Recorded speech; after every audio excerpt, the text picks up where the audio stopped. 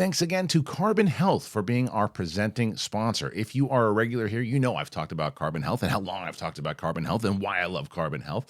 They help with things like COVID, cold, flu testing, antibiotic prescriptions for things like infections, UTIs, STDs. They have primary care services in California and Massachusetts. But if you're new here, thank you, by the way, for stopping by.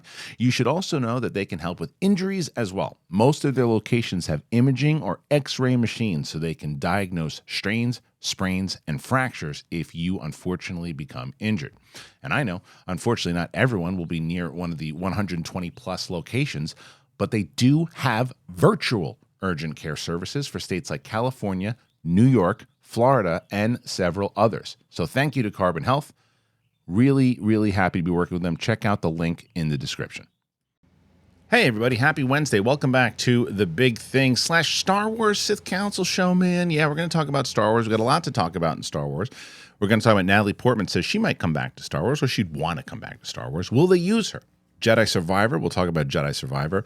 Giving an homage to the great Ray Stevenson, who unfortunately has passed away at the age of 58. Dave Filoni, Rosario Dawson have had tributes.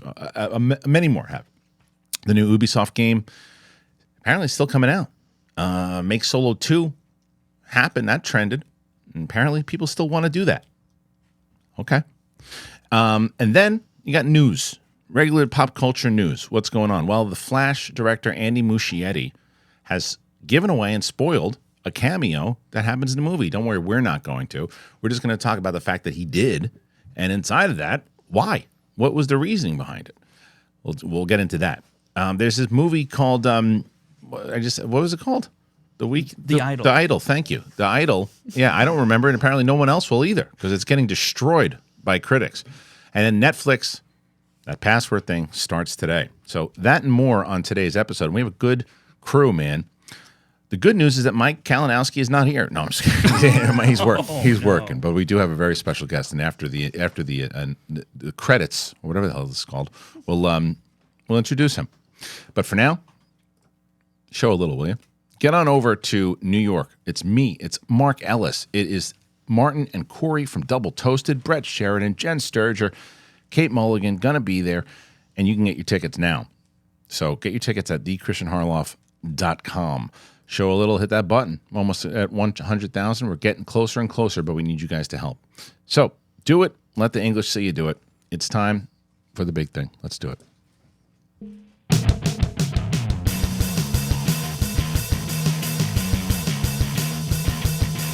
What's going on, everybody? Happy Wednesday once again.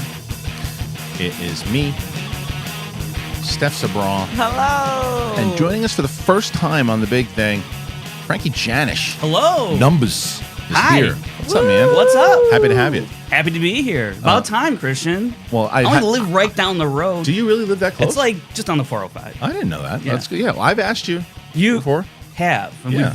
But here I am. Now we did it. Now we did it. You keep giving me shit. It's the last time you come in. Right.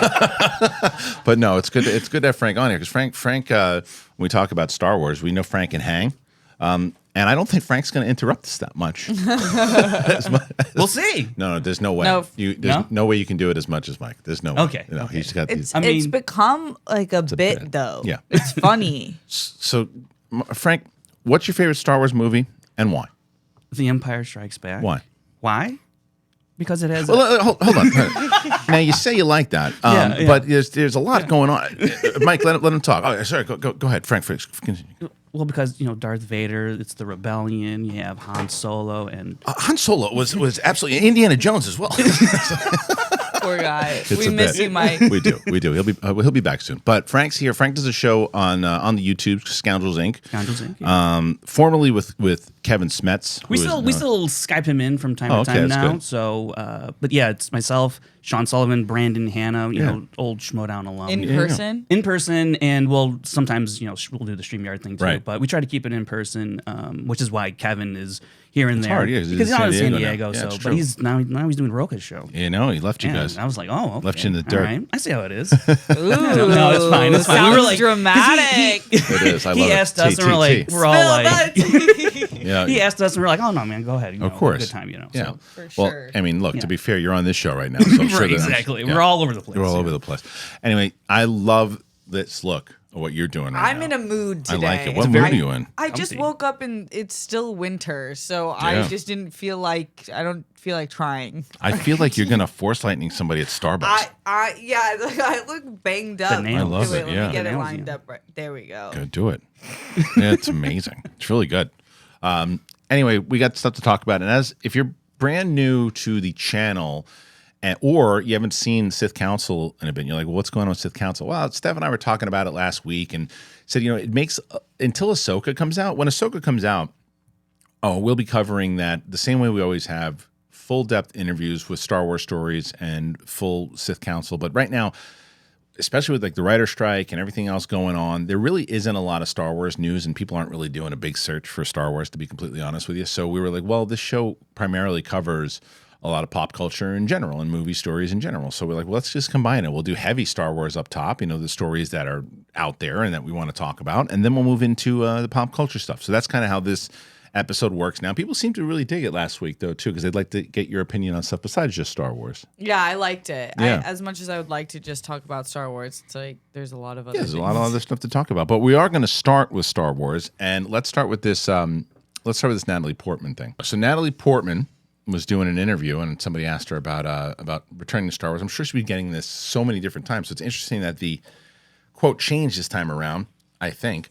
This was a recent segment with GQ magazine. Natalie Portman stated she's open to returning to Star Wars. The actress famously portrayed Padme Amidala in the prequel trilogy, but has not made an appearance in the franchise since Star Wars Revenge of the Sith. Again, this comes from Star Wars Newsnet, written by Jay Gooderl. In the video, Natalie Portman replied to a Reddit question asking if there was any chance that Padme would return to Star Wars, to which she replied, I have no information on this. No one's ever asked me to return, but I'm open to it. Now, hearing this comment from an actor from the prequel trilogy certainly rings a bell.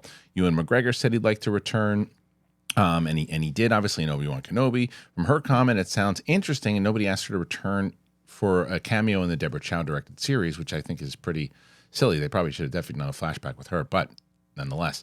And much like McGregor's Obi-Wan and other characters, Amidala has seen a bit of a resurgence. Even though she died in Revenge of the Sith, you see her in bunch of other things that she's been in. But Hayden Christensen and Ewan McGregor have expressed interest in the past in returning to work on more Star Wars projects. Well, while this is unconfirmed and speculation, it could mean that all three actors interested, there could be a reunion down the line. Okay, so let's get into this. Natalie Portman, I think that there's merit to this, where they're saying Ewan returned. Obviously, Hayden Christensen, from the rumors, are he's coming back for Asoka. Right. Force Ghost or flashback, whatever it might be. If it's flashback, then there's even more of a, well, let's get some Padme in there, especially because the last time you've seen her, Natalie Portman, do you remember the actress's name who plays her in Clone Wars? Oh, I don't. Right, but she's essentially played Padme more than Natalie Portman has. So I don't know. I think that it could, and I think with all the and Natalie Portman, Steph has made it known also. She's been very vocal. She almost walked off of Thor: Dark World when Patty Jenkins left, because she's always been very vocal about female directors and working with more female directors, female writers. And I think Star Wars has been doing a lot of that, whether it's Deborah Chow, Bryce Dallas Howard. So there's a good chance that they potentially could do it. And it's nothing against her or anybody else, but I think they should have done this with Hayden Christensen. You got to de-age. You have to. Mm-hmm. She's in her 40s now. I mean, she still looks great, but she died. Right, Yeah. exactly. And if you're doing, like, you would almost have to do flashbacks because obviously, right? Revenge of the Sith happened, you would have to go back to flashbacks and fill in some gaps there. It'd be interesting to see where you would try and fill in some gaps, and like you would have to go back, I think, probably like maybe Clone War era, like deep in the Clone War era. You could do in between Clone Wars and Sith. Yeah. And you could do a little bit more of the building on the relationship now that Hayden's back, but I just think for the both of them, I thought they could de-aged Hayden just a little bit. It was interesting in Obi-Wan to see them just. Oh, I don't think they de-aged. No, they were using that kind of back and forth. But Steph, what do you think about this in general, and just your thoughts? I feel like the opportunity's kind of lost now because I can't see myself being like super interested as much as I love Natalie Portman and Padme in seeing that character come back right now when I know where we're going with Star Wars according to their most recent announcement in terms of movies and direction. So I don't really I feel like it would have been cool in Obi-Wan to show more back. I wanted more flashback sequences in general with the characters, but now it's like maybe if they do a season 2, but I'm not also yearning for a season 2 of Obi-Wan either. All valid points, but I still think there's something people always say right away when you say, "Oh, I'd like to see a Darth Vader series," and people go, "No, you don't need to see Darth Vader. He's better when he shows up in little snippets." Or the entire movie sequel was about Darth Vader. Sure, semantics, kind of. The story, the arcs, yeah, but not the deep character dives inside of it. It's like, yeah, you go back, tell the story of Anakin, but who was the original the prequels? Who were they really about? Like who were they really following in a storytelling aspect? You can't really pinpoint it on one person.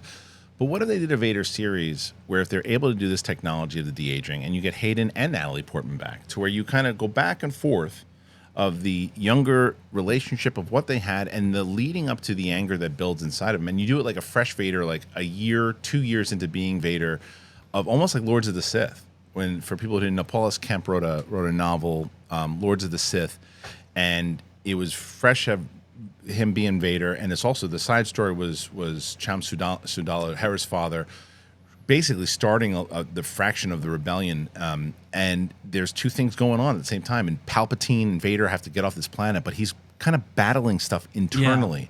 And if you kind of turn that into a series, then you could open it up. And if you didn't do that, you could still, they found a way for Liam Neeson to come back. Right. I think if Natalie Portman did come back in live action, we're talking about live action, it would be something, I think something small, a 5-minute, piece. I don't think it'd be anything substantial in terms of a series run or what have you. Maybe she even, does some voice acting for another, if they do a Tales of the Jedi and it's around Anakin and Padme's in there, and maybe Natalie Portman voices, Padme in that animated series. So I think there's other ways other than live action for Natalie Portman to portray Padme, but obviously everyone would want to see Natalie Portman in person, live action, with Hayden Christensen as well, and maybe even Ewan McGregor. There's another way to do it too, if they ever do it. For remember a long time they were talking, what if Millie Bobby Brown played like a young Leia? Yeah. In the Leia comics, I think it was, she goes to Naboo and she has visions of her mom. Because if you think about it, never really made sense in Return of the Jedi when Luke goes, "What do you remember about your mother?" Yeah. How do they remember anything about their mother? They're babies, right? But if they're able to explain it kind of through Force, what she saw, never realized, that's what it was, these memories that she had. And how did she have these memories as a baby? It's because she was tuning into her in the Force and could feel her energy and all of that. And they were able to do that and then bring Natalie Portman in that way in like a mini series for Leia. I mean, you could even if Vivian Leigh Blair, in 5 years, you cast her in some story and she goes back to Naboo and she finds, the Amidala's home. And they have in the Attack of the Clones deleted scenes, there's scenes where they're in her home, but they have like the hologram moving. You could do something with Natalie Portman in that, where even if you de-age, it doesn't look, because it's a little grainy, it's an old hologram or whatever. So you could do little fun things like that, possibly. I don't know. There are ways to do it, I think, but I think Steph's also not wrong. I ask you guys with this story, what do you think? Do you think there's a way to do it? Should they do it? Or as Steph says, maybe the time has passed. Go ahead and comment. Let us know. Talked about this on yesterday's Big Thing show, and obviously definitely have to talk about it here because of the Star Wars connection and just in general, we want to get more thoughts on it. And that's the passing of Ray Stevenson. This is from, again, Jay Goodall over at Star Wars Newsnet. Following the death of Ray Stevenson yesterday, many individuals within the Star Wars community have shared memories and stories of the beloved actor. Stevenson was a prominent actor in Star Wars, having voiced the character of Gar Saxon and portrayed Baylan Skoll in the new upcoming series Ahsoka. On social media and an official Star Wars website, there was a post, an official one for regarding Ray Stevenson's death, including some comments from Dave Filoni, and Dave Filoni says the following: "We are heartbroken to hear of the passing of our dear friend Ray Stevenson. Ray was an incredible combination of talent, warmth, humor, and heart. We were lucky to have Ray join the Star Wars galaxy as Gar Saxon in Star Wars Rebels, and then more recently as Baylan in Ahsoka. His ability to play a villain while being such a kind and caring person in reality is a testament to his incredible talent. We have a have lost a great talent and friend in Ray Stevenson, said Filoni. And blah, blah, blah. His kindness and generosity were felt by an entire team on Asoka. I always looked forward to working with him, and I appreciated his insight and daily wisdom. I'm glad that his memory will live on through his family, friends, and the many characters he created. Thank you, Ray, for everything. Ray was loved and respected by everyone who knew him. Our thoughts are with his family at this time. Rosario Dawson also posted, and she said, sharing in grief with you all. What a ray of light. Been calling cast and crew and the rest of my family how much I love them. Let this be a reminder to love on your people in real time while you can. Ray was so vivacious and unbelievably present and vibrant. He truly lived. And she followed it up with this picture of her and Ray, I guess, from on set. There were tons of people who wrote more about him. I mean, he was, and we kind of touched upon this yesterday with myself and Roxy and Robert My Burnett on the show yesterday. I never heard a bad word about him. You never heard a report that he was difficult to work with. You never heard everything. There are certain actors and actresses out there that, look, Natalie Portman being an example. And Natalie Portman is an incredible actress. She's an incredible actress. We've seen performances sometimes you're like, I don't know if her heart was in it the whole way through. I mean, it's tons. I just use her because we were just talking about her. But there's tons of actors and actresses out there that are like, Shia LaBeouf is another one. Shia LaBeouf is somebody who, when he's in independent films or smaller roles, that guy is like next level. And then you put him in something like, the Transformers movie or Indiana Jones, and you're like, yeah. Ray Stevenson was always locked in. He was always locked in, no matter what role it was. He became the person. And I don't know, Steph, this is like you hear this news, obviously first thoughts when you hear it, or your overall thoughts on Ray Stevenson. It's just really sad. I feel like he's so young. I just don't think people should be going that young. 58, yeah, that is just, my dad's 60, about to be 65, and I feel like he has so much life left and so much to do. So it just makes me sad about what he could have done. I think that the quote about him holding the lightsaber is so great, and it's such a good thing when you hear about how warm he was and how he lights up a room. It's just so important to be like that to everyday people. Yeah. Frank? Yeah, it was stunning. I was really shocked, get on Twitter and I'm like, wait, what? And everyone's, also stunned. And yeah, being so young, I was like, that's the first thing I thought. I was like, wait, I didn't think he was, old or anything like that. But 58 is really young. And, just having seen him I wasn't at Star Wars Celebration, but him being at Star Wars Celebration recently, you just think, what could have happened? And knowing that he has Asoka coming out. And I remember seeing him, I haven't seen a lot of his stuff, but, I recently had watched RRR, and he was... Oh, he's great in that. He was phenomenal. Talking about being 100% in every role. He could easily have phoned that in, but he was so dramatic and over the top and right for what he knew what they asked of him. Yeah, exactly. Yeah. And he was so fun to watch as the villain of that movie, and just reading all the words that the people closest to him that worked with him, you just really get a sense of the person that he was, and it's a shame that he's not, part of this world anymore. I know, and yes, part of this world for sure, and part of the Star Wars world now, immaculate, right? He'll be infinitely, so he'll be we'll be able to watch this role with him, and I'll tell you, even this one shot.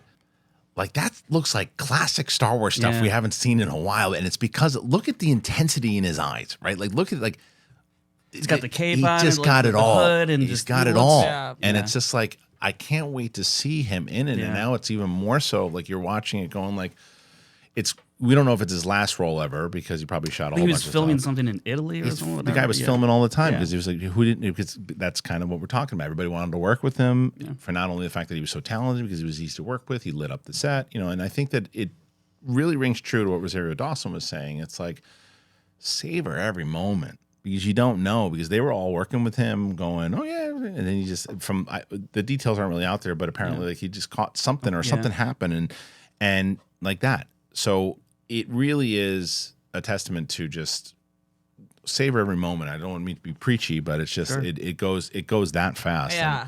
Yeah. Steph, you're gonna say it? No. Oh, you just agreed. Yeah, I disagree. Retweet. Anyway, so we echo the sentiments of Dave Filoni here, and thoughts are with his family and everything too. So if you want to as well, if you want to honor Ray, what were some of your favorite roles? For me, Rome. There's no doubt about it. Rome is my favorite role that he's ever done. There's tons of great ones, but Rome, if you've never seen Rome, that's Oh man, that he is the star of that show. He really is. All right, let's move on, and let's get to something I gotta talk to Frank about. All right, Jedi Survivor. Frankie has finished it. I think Steph is midway. Yeah. Okay, and I am about 5 minutes into the game. A month later, yes. A month later. Well, I also haven't played it since I called you. Fair. But the game itself, rave reviews from everybody who's played it. Story, pretty great. But let me start with Steph here too, because Frank's the only one who's finished it. Yeah. And he knows everything. He knows the spoilers and all that. Yeah, where are you at exactly in the game, Steph? I just, what did it say last night? It was like you can see new parts of the moons, or like, Oh, the Shattered Moon? yeah, Okay. think something like that. okay. It just is really fun. Are you playing it on idiot mode like me? Yes, fully Good, idiot mode. good. Like I want the full directions. Even then, it's like, where do I go? I have to walk into like 800 Yeah. walls before. Yeah. Luckily, they're forgiving on when you fall off like locations. They don't like kill you straight out. No, they give you a few options. Yeah, Which you is can nice. turn that off or whatever. Yeah. Oh, you yeah. can? Okay, yeah, you can good. turn it completely off. I think it's in the options. Yeah. But if you're on story mode, I think that's probably already. No, I need to survive so I can go through, or else I'll just keep dying. Yeah. Yeah. Yeah. Do you see what I mean? Yes. Yeah. I think he thinks I'm better at gaming than I'm no, really no. bad. No, she wants. Okay, we want that setting. Yeah, yeah. I know you can turn it off, Yeah, Frank. I'm saying I need that yeah, setting. we I was need like, that what's setting. the confusion here? Yeah. I'm trying to give you more credit. I'm sorry. No, I'm didn't sorry. you, didn't you hear when I No. said idiot mode? Yeah. And I said, absolutely, Yeah. idiot mode. I don't care. I'm Yeah. proud of where I am in life. It's but, glitchy, the game. Well, when you last played it, yes. Yeah. Is it better now? I Yeah, there's haven't been a couple had any patches. glitch Okay. problems. Did you see my video? Yes, what your happened? dancing wall. Well, first of all, to be fair to Frank, I called Frank up and I'm like, okay, where am I going? I have no idea. It's the same thing that I ran into last time. Where am I going? And he's like, well, go that way. And it worked. It was me just getting frustrated and everything too. And then I'm like, okay, and then I'm moving. And here he is, and he jumps up on the sign and he just freezes into the sign and he's just Yeah. and he won't let me off the sign. He's just sitting there like a jerk off. And I'm like, Vibes. yeah, unbelievable. So, but you finished it. Like the story though looks pretty damn. Did you like the story? The story is good. Okay. Hesitant. I think I prefer Fallen Order story more. Okay. I do like what the story is doing with Cal's character. I like Cal a lot in this story more than I think I like the story overall. Okay. If that makes You any like the sense. progression of the character? Yes, absolutely. That is to say, I don't dislike the story at all. I think it's good, but if I had a preference, yeah, I think I would prefer Fallen Order story to Survivor story. But I think they do a lot of good stuff in this game to set up for a third one, and it seems like where we leave Cal at the end of this game. Yeah. I'm very curious where he goes in the next game, because there has to be a next game, or if there isn't, it'd be really wild to set it up this way and then not do anything with it. So, plus the game's a huge success. So, Unless they're going with TV show. that's what I was wondering, because would you start someone's story in the game and then finish it in another medium? I mean, they've done that kind of stuff before. Just as a game trilogy, I know. feel like yeah, it would make sense to it sell makes it sense and to sell it. Yeah, to sell a game. So, because I was thinking about that actually on the way over here, I was like, would they make?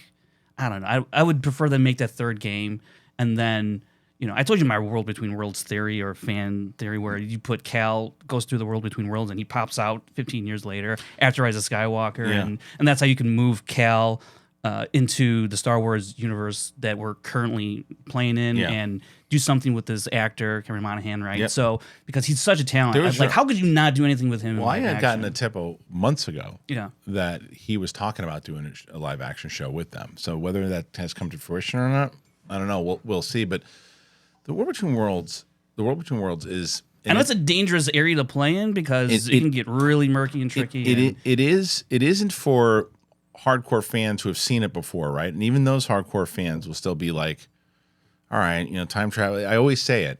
Time travel for Star Wars, when you bring it up, people are like, no time travel in Star Wars, where in reality, it's the one place that it would make the most sense because of the way that time and space work. Sure. But I'm also, you got to be careful with it. Plus the fact that everybody's doing multiverses and everything now, and DC and Marvel and all of that it gets tricky if they do it, because on your theory, which I think is interesting, it's the same thing we talk about Asoka. You can't assume that everyone has watched Rebels. And when you introduce that, if you don't introduce it well, and you just introduce it, well, if they saw when we did it in Rebels, people are going to go, what the hell is the world between worlds? Like people who've never seen it before.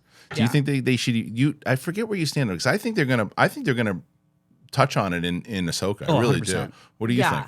Oh, yeah, I think they definitely are, especially with Ezra. I think that they kind of have to. I'm curious how they're going to do it. I just don't see them taking a huge step in that direction, because it does put everything in question then. Because what does it mean to travel through hyperspace? Right. You know, all of these movies and things we've seen, like, are they aging differently? Like the characters that we know. So, but I think that they're going to probably touch on it in a really as simple as they can, so it's in the first episode or something like that. It could be, yeah. I mean, well, it also, Frank, could be a way that they introduce Hayden. They could show him in certain, like if she's looking through it, she sees and there's certain times within the timeline. But if they do that again, I'm gonna reiterate what I said about Obi-Wan: de-age the MFer. Right, because it ain't going to take a lot of work to do. And he's only in his 40s. He could just do a little touch-ups. We're talking about Natalie Portman. Ahsoka goes, sees a portal, whatever. She sees a flashback of Hayden Christian and Natalie Portman as Padme and Anakin, and she reminisces about her friends that she lost. That could be. That would mean that Natalie Portman was lying and already shot. Could have been, right? But it's like, you could do something like that. You absolutely could. So, but I think that's. I don't know. It's just a matter of how they execute it, because I think when you're talking to it, and I guarantee people just watching right now are going, this sounds terrible. I don't want anything to do with time travel in Star Wars, especially if they don't know Rebels. And it's a matter of execution. You could do it in one way where it works out great, and then you could do it in a way that it just seems sloppy, and it seems like it's reliant too much on people watching other stuff. Yeah, but I do think, I agree with Steph. I think they're going to, at least in terms of the Ahsoka show, I think Ray Stevenson's character, and I forget the other actress, those two Darksiders, I think they're somehow going to stumble into the world between worlds, and through them, I think they will teach the audience what this space is. I think we'll follow them through that in terms of what is the world between worlds, and then you have Ahsoka coming in and saying, well, this is how it operates probably. I don't know. But actually, to go back to Survivor real quick, it's a really fun game. The gameplay is super addictive for me. The lightsaber play and all that stuff. And so, and the fights, the boss fights, and I'm glad you're on story mode, because I was playing it on Jedi Knight, and I'll tell you this, it took me, I'm not afraid to say this or ashamed to say this, it took me 3 hours to beat the last boss of the game. It would take me 6 hours on easy mode. Yeah, I did Padawan. Did you? Okay. Yeah. Oh, okay. So is that? It's more on mode. More on mode? Okay. It's more on mode. Okay. It's just not like complete idiot. No, I just want... The story mode's too slow for me. Oh, interesting. Because what I liked about Padawan is because I like to sometimes redo what I did before, because I'm learning. I've never played with an Xbox controller before. Okay. And then, but I feel like story mode, I'm like, okay, yeah, I saw this. Like, skip.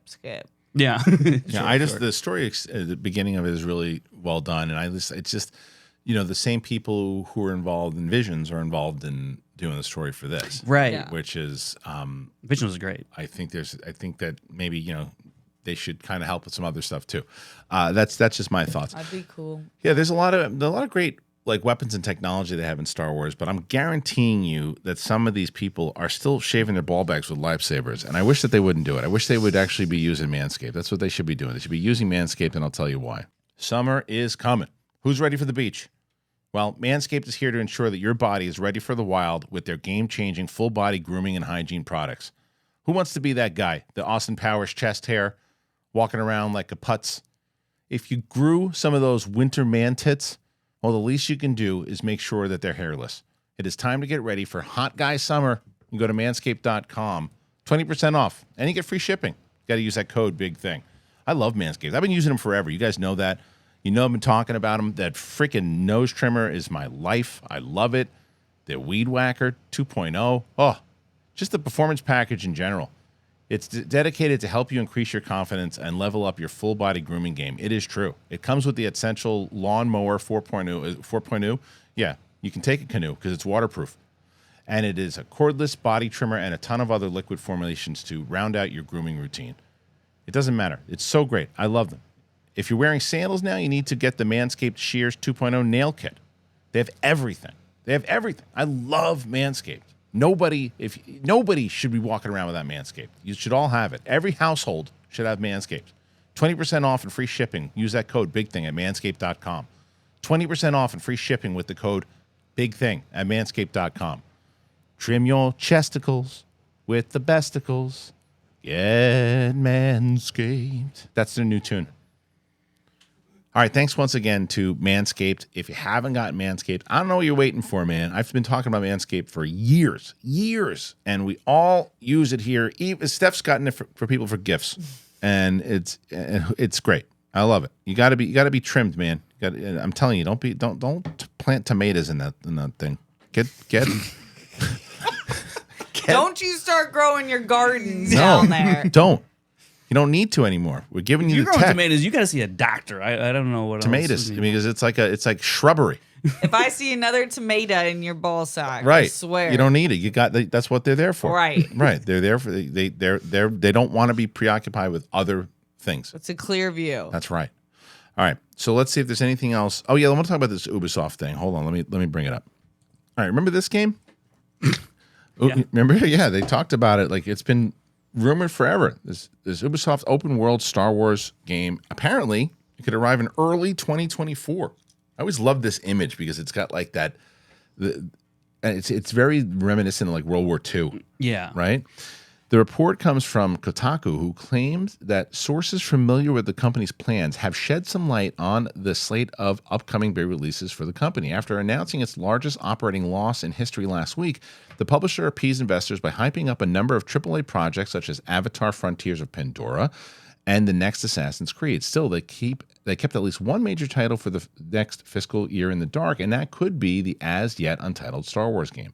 So some of the site sources claim the project hasn't locked down a tentative release yet, so it could slip into the next year through anywhere between 2024 and 2025, given that the Avatar game already faced a major delay. It doesn't really give much of a release date. But the latest leak, still unconfirmed, claimed that the game is similar in nature to No Man's Sky, with many star systems to explore and a lengthy but flexible story that focuses on player choice, including the customization of the main character. Whether it contains multiplayer elements or remains or not, that remains a mystery, though we wouldn't be surprised given Massive's background with the division.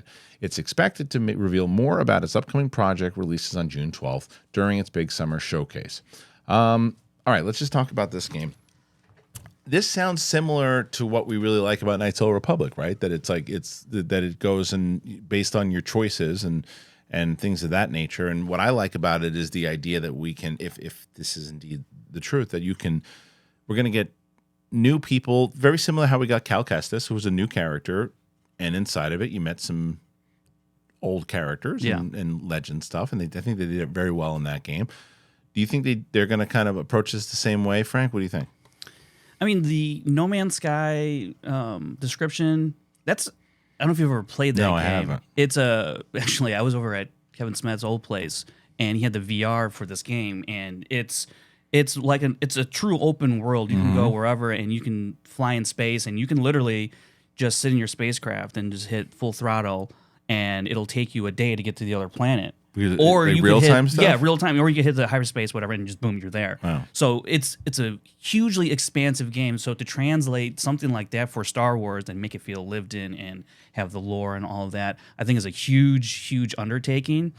But if this has been talked about since 2021, I've been working on it for a couple of years, and probably won't be for another couple more years before the game, if it even comes out. Potentially early 2024. I don't think that's going to happen. That'd be really interesting if that happens. So if they were to make this game like a No Man's Sky or a throwback to like a Star Wars Galaxies back on the PC days, that would be really, really fun to do, where you could kind of live in that world, but also follow a storyline, which is something that actually Star Wars Galaxies game actually did after like a patch or whatever it was, where you can go on these missions and you can it's like kind of like Minecraft meets open world, GTA style type of gameplay. If they make that kind of game, that would be really, really fun to do and really interesting. And I think it's a huge undertaking. So I'm cautiously optimistic that this game will come out, but I'm like, right. Well, I think Steph's also because Star Wars has not. Remember back in the day, Star Wars games is where it was at. Oh, the Nintendo and all that. It's almost all we had. When they said Star Wars games was coming out, it was coming out and it was going to be a banger. Now, over the last couple of years, it's like It's coming out. Not really. Coming out. Right. Might. Coming out. Nah, there's problems. Do you think this game is A, going to come out? And B, do you like the sound of kind of the options of what Frank was talking about?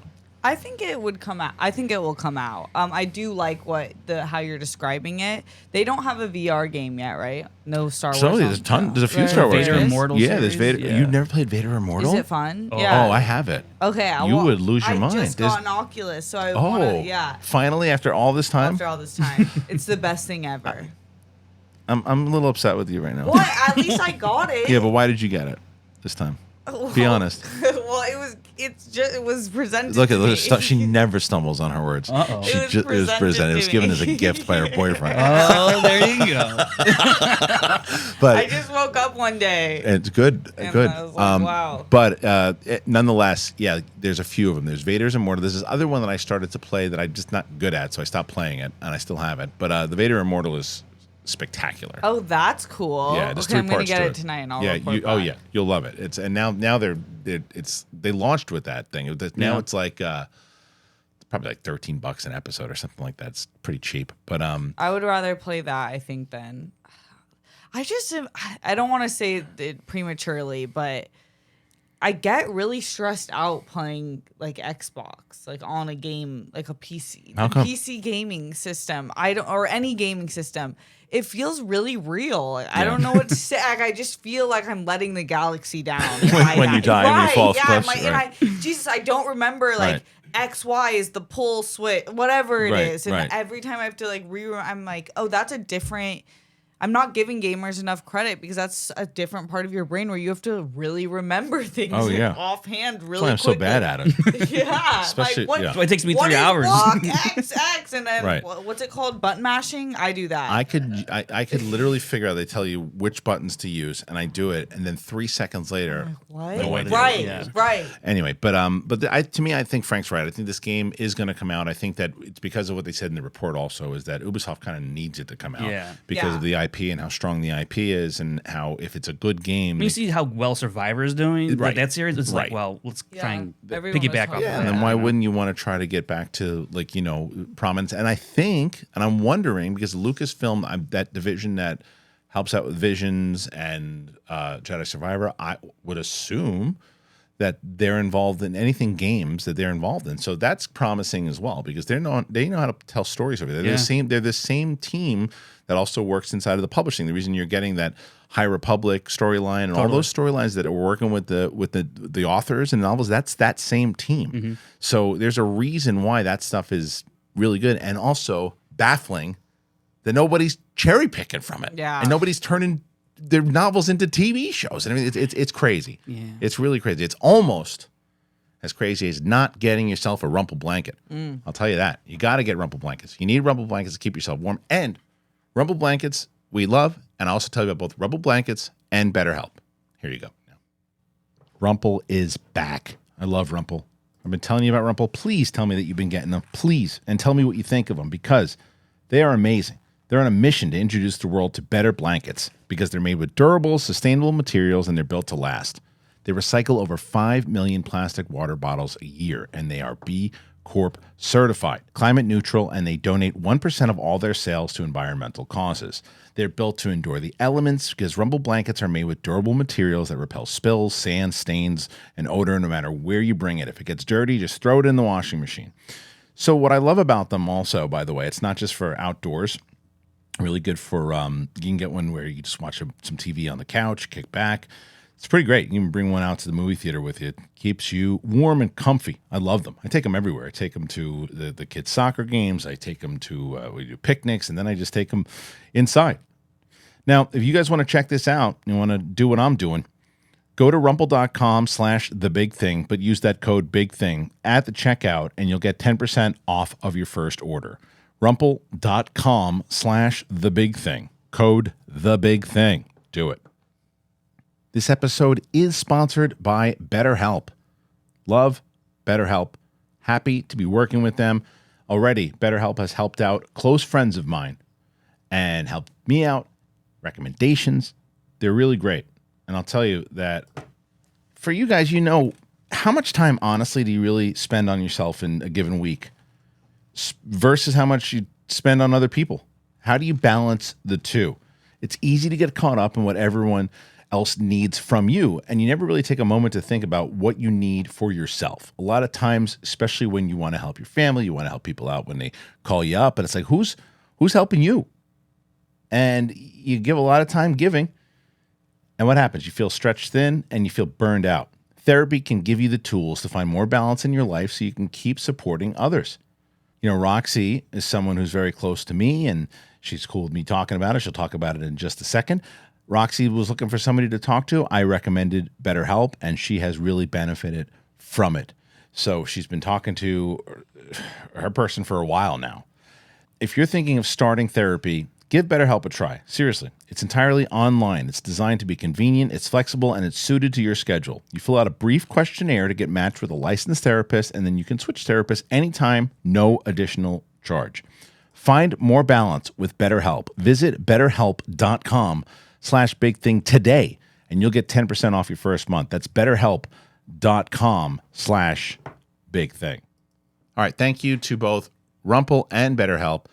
So excited to have them on board. And as you know, we have been very excited and lucky to work with all these great sponsors. And you help us out and you help yourselves out when you find the sponsor that is right for you. So please, not only go ahead and check it out, but when you do, let me know. I've gotten a lot of people who when they sign up, they go, thank you, we've done this, we've done that, we like it. So please, we want to know. We're going to shift now. I'm going to get into some of these other stories, and I want to start with this one. All right, I'm not going to give a spoiler here. I'm just going to tell you that Andy Muschietti, who just directed the Flash, which is coming out, also did It. He was talking to Variety, and he was talking about a key cameo in the movie. Now, the news today joins other recent Warner's and DC titles like Henry Cavill's Superman cameo in Black Adam, Gal Gadot in Shazam, as deliberately spoiled by the marketing prior to release. So they go on to tell you who the actual role was, and again, I'm not going to tell you. It just says Muschietti was, although the role was a cameo, he was glad to work with the person, and yada, yada, yada. No details have been released about it, and it's not clear why Warner's opted this information to be released. The Flash will be opened in cinemas on June 16th. Okay, so I've seen the movie. I know what the cameo is. I think it's ludicrous that they did this, because this is not, even if this gets out and you decide you're going to scroll down to see who it is, I don't think it's one to make you go see it if you didn't want to see it. Like if you were like sold on not seeing this movie, well, wait a minute. So-and-so has a cameo. I'm in. I'm gonna buy it now. That didn't even work with Henry Cavill. It worked a little bit, but maybe it gave them more money than they would have had the first weekend. Maybe, but it still didn't even break even or came close to it. I think this is silly. I think it's really, because I can tell you this: when I saw it in the theater, and this particular cameo happens, the place went bananas. It was just, and now if you know it's coming, you probably still go, yeah. But now that you know it's coming, you're waiting for it. It's interesting when I hear cameos spoil, because I raise an eyebrow about, well, how good is your movie? Like, how much faith do you have in your movie? And also, if you're saying, this one, the movie's awesome, though. I will say this: the movie's awesome.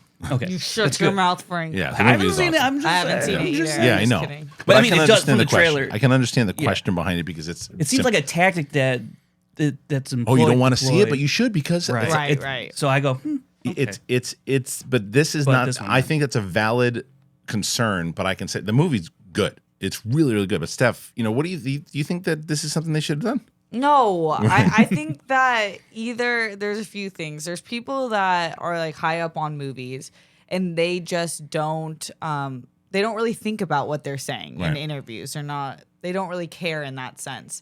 There's people like James Gunn, who's like well crafted every single answer and question he could have been asked. And honestly, I think that most people aren't like us, where we know every reference, we care about every reference, we care about cameos because we're nerds. Most people who love movies just like movies. You know what I mean? It's not the same thing. So I think that even when they spill cameos, I don't think they should, because then it's not really a cameo. But it doesn't, for the most part, there's a small majority are the ones that are like, well, why'd you do that? Yeah, I mean, you're right. Also, there's tons of people who still won't even have read this article Right. or Sure. know this is coming out. That the casual audience that goes and sees it, they had no clue anyway, so they probably still will get that pop for sure. I just don't see that. I mean, and I don't think they're going to market it in the same way they did like Henry Cavill. Like The Rock was out there every interview basically like, hey, ask me about that thing, right? And he would tell everybody because that was them going, come see it because of this. Because if you see it and you see him and you like what he's doing, we got this going on next, which ultimately didn't happen. This just happen with Fast 10? Yes. No. With Fast 10, it was leaked. I thought. Oh, okay. I thought it was leaked. Oh yeah, it was leaked. Oh, was it? It Okay, wasn't okay, an interview, but yeah, same idea in the sense that Gotcha. it's Who an leaked end it? Did credit somebody else scene. leak it? I think Deadline did. Right. Oh, that's what what I'm was. saying. Okay, right. Never mind. Yeah, right. The outlet did it. That's not not an the interview. star, not the Yeah. director. Not this is some dopey reporter going, "Hey, this is smart to do when no Right, one's right. seen the movie." This is them going, because Warner Brothers would be one of the two things after that interview would be like, "Hey, don't air that or don't print that." Don't True. print that. But this is them going, because they don't think that they don't have anybody sitting by listening to every And single James thing. Gunn's going to be like, They're like, just go ahead. Yeah. Have a blast with it and do it. And does it ruin? That's the counter to it. It doesn't ruin anything, and it's not a major thing where you're going to go, oh my God, why did they spoil that? Right. It's just fun. It's just fun. a fun pop. Yeah, it's a fun. Yeah. So I think that being said, I will say that I want to see this movie again. Okay. I went and saw Fast X because I missed it. I was at my brother's wedding, so I missed the screening for it, and then I missed like the opening weekend for it. So I was like, I got to go and see it, and it was so much fun. It's Incredible. absolutely ridiculous, but it's fun. It's I love those movies. I haven't seen it yet, but I do want to go see it. They're ridiculous. It's ridiculous, but I liked it better than the last one for sure. But anyway, my point is, they showed trailers beforehand, and that's one of the things I love about going. The screeners never show trailers, right? So, and they showed The Flash again, and I was sitting. I said this on yesterday's show. I'm watching it, going, I didn't realize how much I really enjoyed this movie because I'm watching all the scenes again in the trailer, and I'm like, I want to see this again. I'm like, I really want to watch this again because there's also the things they told us. Like Andy Muschietti actually came out and said, this movie's not finished yet. Like, it's not done yet, and there's a particular thing. Again, not spoiling anything. At the post credit scenes, apparently going to be different than what we saw. Interesting. And then they may not be, but that's what I was told. And I actually heard somebody who saw the movie a week before I did at CinemaCon, who saw the post credit scene, and it was different. Interesting. And there's like 3 different cuts of this movie going out. he said it wasn't finished. So, and I think maybe some of the CGI maybe wasn't. CGI to me looked pretty damn good, but maybe there's a couple ones that are a little wonky, but maybe that wasn't completely finished yet. I mean, it was April, so there's a lot of time for them to finish it up. So I definitely want to see it again. I think I want to take Mike with me. Oh yeah, I think I have to take Mike. I think because I want to do it. Like, Well, I want to do an out of the theater reaction again because I already did one at CinemaCon, but I want to do one with somebody who hasn't seen it, and that way, and especially me seeing it again, knowing that there's this new stuff. Like, did I feel the same about it? Did I feel different about it? So I do want to do a second one when I see it. But are you excited about this movie? Yeah, I am. I really am. Yeah. I love the Flash. Yeah. And I love Ezra's portrayal of the Flash. I'm gonna be completely honest. So, and they already made it, so I'm excited to see it, and I'm really excited about the cast. Like, and it's just a good reminder of how many people it takes to make a movie, and it like doesn't revolve around one person. And it seems like this story is central to many people. They've really been leaning a lot in the marketing on Michael Keaton, as they should. Yeah, as they should. But do you care about this one? I mean, I've never really been a huge DC fan. Growing up, I was a huge Batman fan. I had like bed sheets and all that crap, and. So seeing Keaton in this, definitely works for me when I see him in the trailer because as real stuff, I'm like, whatever.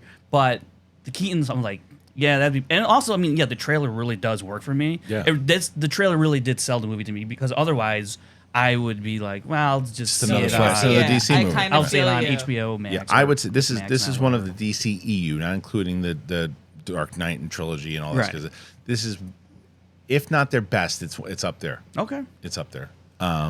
So, yeah, I'm excited to see it again. But I'm curious what you guys think.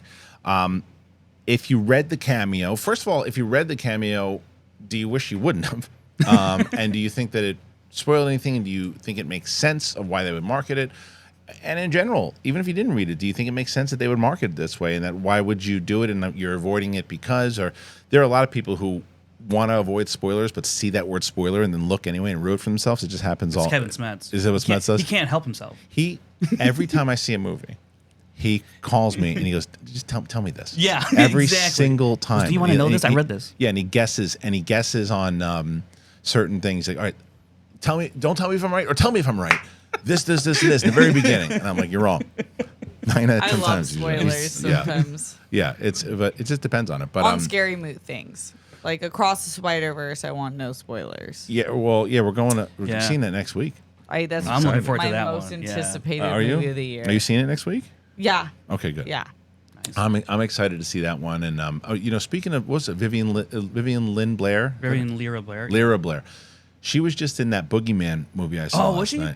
She plays the younger daughter. She's really, really good. She's just so damn likable. Yeah. She really. Remember when we saw her at Star Wars Celebration, and they announced her as Leia. Yeah, I love her. And she just came out, and you're just like, was just like, as a dad, I was like, proud of her. I don't even know her, but I was like, I'm like, she just got that thing, and she's great in this movie. I didn't love the movie, but she's great. She's great in the movie. She's great. I was watching the Obi-Wan panel for Celebration, and when she was talking, I mean, I'm like, just like she's 40 years old and what like the hell? right. Like, oh my gosh, everyone's just cracking up and just astounded by She's great. Just such a perspective at such a young age. It's totally agree. Crazy. All right, the age of Netflix password crackdown has begun.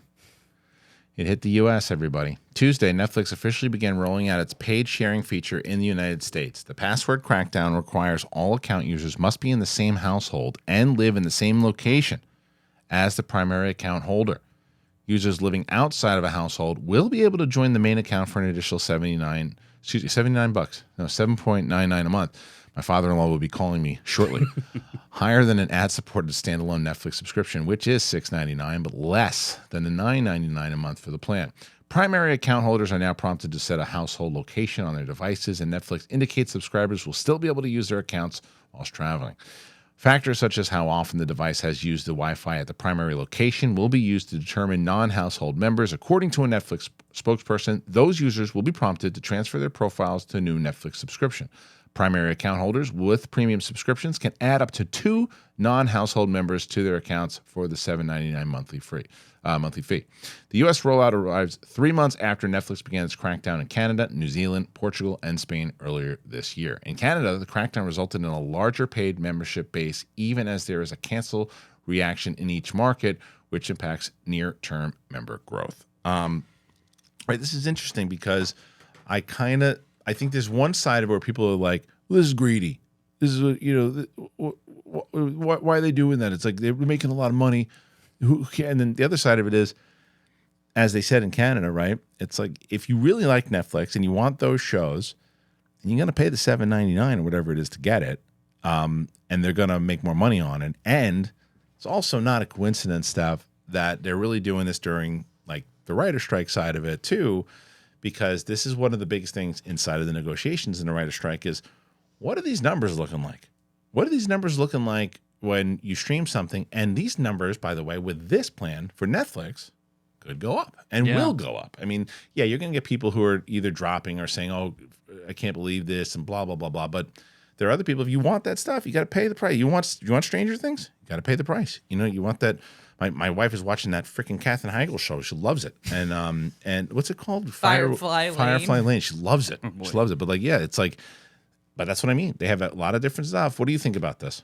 It's $7.99 per extra person outside of your household. So if outside of your household. Okay, that's like, it just, you guys created this culture of password sharing. We all have an inside joke. It's like one of the few things I feel like worldwide we connect on. We all share each other's Netflix passwords. Like, you've unified us in some ways, and that's why I feel like we all feel unified in our like F you guys, because meanwhile you continuously have massive cuts.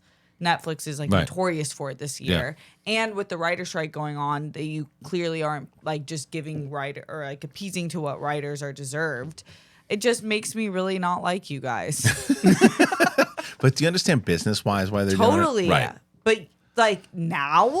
Well, yeah. I You mean, know, it's like well, yeah. coming but like, to someone's wedding and being like, I oppose. Like, you couldn't have told me in the dating period. right. But I mean, but of course they're going to do it now because it's the time where they can do it where everybody's making cuts and everybody's doing stuff, and they need to make a little bit more money right now because of the writer's strike and all that. So, Frank, what do you think about this? Well, I guess I'm just not going to be watching Netflix. Because, Are you going to? Do you share a password or something? I do. Yeah. I don't. And honestly, I don't know if it's my mom's account or my sister's somebody's account. I account. Right. don't even. Right. So like when it goes poof, it'll go That's poof, and then maybe one of my other roommates will. But don't you stream like? from Netflix. I'm actually on my family's plan. Like, we all have it. I have the Hulu HBO one. My dad has the parent, whatever it is. But I like being able to tune in and see what they're seeing, and then they watch what shows I'm watching. They'll like click on our profiles. Like, there is a family. Yeah, Netflix just said they don't give a shit. They don't care. They don't care about American families. But you know what? Republicans, where are you now? Yeah. This is the first domino of password sharing on these streaming apps, right? If it's first it's Netflix, and then it'll be Disney Max, and all and that, it'll be Disney. So Yeah. it's It's evolving. This is gonna happen. Don't forget that the streaming wars and the streaming thing is very, very young. I remember being on Collider and going, and Netflix was the only game in town. yeah. And then you're like, I remember being and talking like, look, eventually Disney's going to have an app, and eventually someone else will have an app, and someone Amazon else, came everybody's along. going to have an app, and then there's going to be like this war. And then it started to happen like, okay, who's going to be in? Now there's a lot of big players in the game, and now like look what happened with the writer's strike, because there's no streaming has changed not only just TV, it's changed the film industry, it's changed everything, and it's still some shady stuff going on too, because like the studios don't give numbers.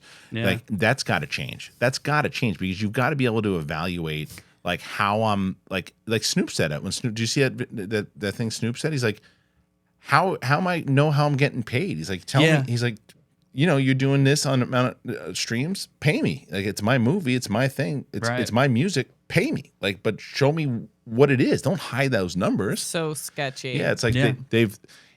It's like, it always reminds me of like before the salary cap in baseball. You just spend, people are like, oh, the Yankees, they're overspending, and that's course. Of course they're going to overspend. It's like, yeah, there's no rules. Right. If there's no rules, then Let 'em go, I'm not breaking the rules. I'm just doing what I can do. Right. There's no rules right now in streaming. There has to be more rules. Yeah. And this is one of those things where they're going to go, and this is Netflix going, okay, look, we got to capitalize right now. Steph wants to be on her family plan. You can be on your family plan. You just got to pay $8 now for it to be on it. And you want to watch what they're watching? Fine, pay us. Yeah.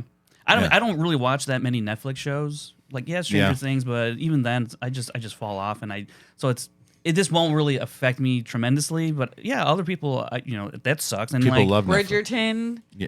Queen oh, Charlotte. you know it. Oh man, Queen Charlotte. sign me up. Roxy loves that show. I love that show. Yeah. Oh my god. So you would be one of those people that if they pulled it from you, you'd probably wind up signing up.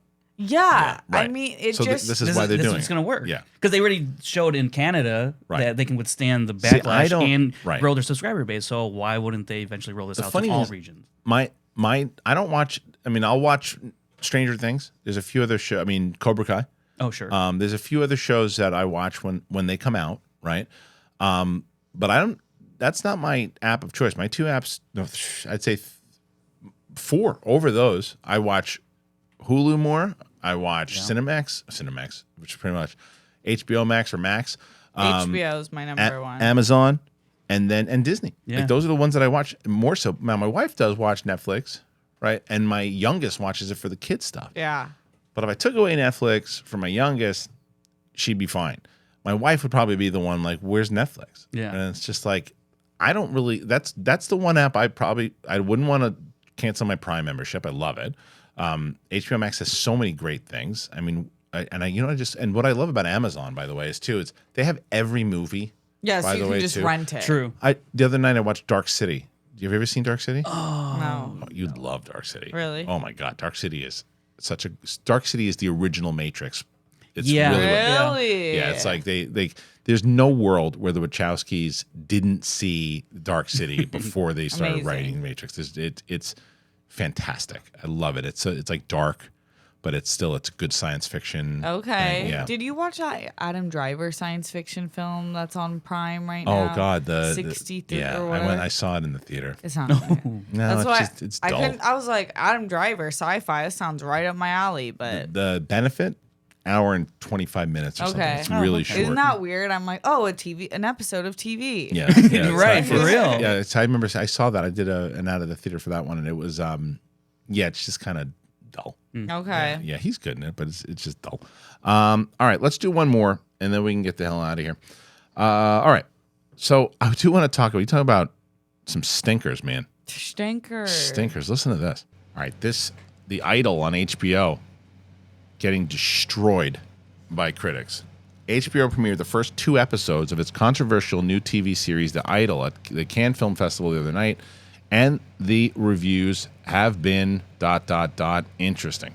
The series has managed to garner the unprecedentedly bad score of just 9% on Rotten Tomatoes, with just 1 positive review out of 11 so far, and that was from the star Lily Depp. No, I'm just kidding. The reaction has been overwhelmingly negative towards the series. So, Abel Tesfaye, formerly known as The Weeknd, co-stars, there's no way I said that right, co-stars with Lily Rose Depp in a story set against the LA music industry. The action follows a self-help guru and a leader of modern-day cult who develops a complicated relationship with an up-and-coming pop singer. The series made waves last year when it was announced midway through the production that it would be overhauled and taken in a new creative direction. Amy Semmets left the project, leading to Euphoria creator Sam Levinson taking over. As a result, much of the talk surrounding the show prior to the screening has been all about the behind-the-scenes drama. With the reviews, however, the talk now is about the content. The Playlist gave it a D, said it's the extension of a music star's misplaced self-belief of his potential movie star credentials. In short, it's crude, it's gross, and it's sexist. Collider gave it a D, saying that the show perceived as provocative and subversive is rather underwhelming and says it's bland. Rolling Stone says it's nasty, brutish, much longer than it is, and way, way worse than you'd have anticipated. Variety describes it as picture Blonde as Joe Esterhaus might have written it, but with better music. Yeah, the 6-episode series launches on HBO on June 4th and goes until July 9th. PU, guys. Sometimes you can sell a train wreck. I'm almost curious, but I don't know that I would. I'm not. Are you not going to watch there's this? way too many of the words that when I see them, I say, not for me. Right. And that's like every review I'm reading on Rotten Tomatoes, everything you just read is like, absolutely not, have no interest. So interesting to see like how it does. Like, it's not something for me. Like, even Euphoria. Wow, that was at Cannes. I was like, well, that's interesting. Everything at Cannes has been. Why do you play Indiana Jones at Cannes? Hilarious. It's Harrison Ford's got the swag. I mean, but sure. not unless you think it's like that great, and maybe they did. But like, yeah, and it very well might be a fan's movie. They might, Sure, very well a fan, might like it. yeah. But I know I'm what just, you mean. but I'm it's excited 50 about the Wes Anderson film. Did it get good reviews? Yeah. Okay, that one got good, and so did Killers of the Flower Moon. Oh, Even though yeah. it's 87 hours long, I still want to see it. Yeah, I know. Yeah. But yikes. I That's have bad. increasingly not loved a lot of what Abel or The Weeknd has put out in the past few years. His original music was really like dark and twisted and sexy in a way that I really liked, and most of his original fans did. And then it caught like, from the Super Bowl performance on, I'm like, it feels like kind of how the first episode of House of the Dragon felt for me, and before I really enjoyed the rest of the season. Just oh my god, shock value for shock value as opposed for art. So you're saying his music's like that as well? Yeah, and his music videos and stuff, and I'm like, okay, you're an old man, like I get it, you're making a Midlife crisis point on age, yeah, but this is like, okay, you're trying to make a point of Hollywood culture, but it seems really gross. Yeah, I mean, to be fair, we haven't seen it. Yeah, that's true. And we could, you very well could feel the same, but you never know. Maybe it's like, look, the same thing with Indiana Jones, in where we were talking about this yesterday. All of these critics that were there at Cannes might have been in the pretentious kind of, we're at Cannes. Right. Why is Indiana Jones playing at Cannes? Or it could not be a good movie. Which is maybe I'll watch the first 20 minutes. First 20 episodes. Watch the first 20 I was like, and see if you can hang in. 20 minutes. Yeah. That's all I can get. But yeah, so I mean, that's the thing, is that I'm curious to, once it comes out and more people see it, I think screening it at Cannes is an interesting choice. I think screening anything at Cannes that you don't think is like next level is Oscar, crazy. It's crazy. Like that was really, speaking of the Indiana Jones thing, I was like, oh, that's cool. I mean, yeah, it's the last Indiana Jones, sure. Harrison Ford, kind of, swan song of sorts. But then just reading now, finding out that this played at Cannes, I was like, are you kidding me? Yeah. Like, kind of like Right. especially of like the subject matter. I'm like, and then, yeah, you can point towards Cannes being the all, hoity-toity, that kind of thing. I was like, you're going to get a 9. But then you see Collider or Rolling Stone, say what, their review, and I go, well, it's not just, the people at Cannes. Right. It's more people who have seen it, got early screeners to it, and maybe it's just not good. Same thing. But I might do what Steph's going to do. Watch the 20 episodes. First 20 episodes. I'm going to watch all 20 episodes. It's true. First 20 episodes. First 20. And even though they've only locked 6. I'm watching 20. Yeah, you watch 20. Season 3 and 4. 100%. Fingers crossed. So many questions for you guys. What do you think? Do you think about all these topics? First of all, do you want to see this show? Do you care about this show? Do you think, no, it's going to be a stink bomb, we don't need to see it? Who cares? Or you like Euphoria that much that you're excited to see? Maybe it ties in, and it not ties into Euphoria, but ties into that kind of feel and overall tone that you might want to see it. Or you like The Weeknd enough that you're going to check it out? I want to know all your thoughts there. Anything we talked about, I want to hear your thoughts on. So please go ahead and do that. Let's talk to both Steph and Frank. Steph, where can the good people find you? At Steph Sabraw. And speaking of VR, the World Girls have a VR episode coming out where Roxy boxes. Oh, wow. Hilarious. I have to see that. Okay, that's funny. Good. Okay, Frankie, where can they find you? You can find me on Twitter, Instagram at FrankieJ29. Scoundrels Inc. on Twitter, Instagram. Schmodown Rundown. Schmodown Rundown. Yeah, that's as you rundown. That's still going strong. No. We're still doing backload of the episode. Yes. Okay, I will say this though. By the way, I forgot to mention it up top. Frank has actually been, since we ended Schmodown, Frank's been uploading if you go to the Schmodown archive channel, that's where all of the Schmodowns live, and I get messages all the time. Hey, where's this match? I'm like, it's all coming. It's just this one guy doing it. And there's a dump of video uploads that are going to be hitting the channel, so you're going to see just a massive influx of videos, and actually today and tomorrow. And what season are we on? 4 right now? We're on 5. We're on 5. We're about to actually will go up is the Clark Wolf and Sam Levine title match. Great match up there. Oh my crazy gosh. match. Crazy match. It's been really interesting to watch, uploading rewatch, these and then revisiting all these moments. Yeah. Man, we really were doing this. We did a lot of it, especially with that era too. So, Yeah. So make sure you check that out. Go to the Schmodown archive, but also check Frank out and check out his show, Scoundrels Inc. All right. Thank you guys for joining us. And once again, if you haven't already do it, please go ahead and get those tickets. TheChristianHarloff.com. I want to see you in New York, man. One night only. One night only. Show a little. Hit that button. Get us to 100,000. We're going to get there. I want you guys to come with us. All right. For me and Steph and Frankie Janisch, we're out of here. See you next time. Peace.